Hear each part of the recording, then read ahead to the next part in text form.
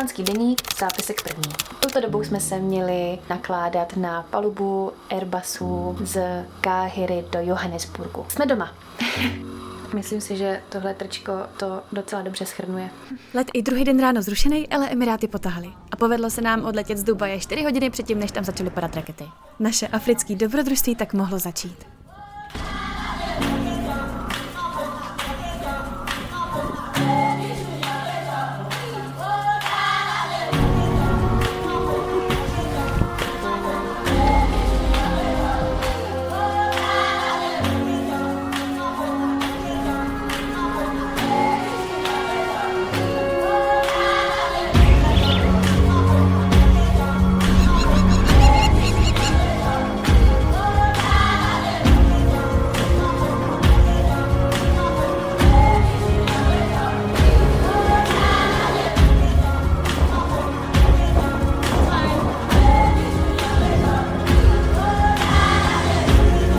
I make 50 of the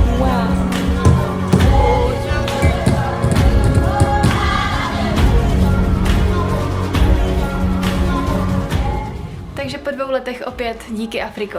A brzy snad na viděnou.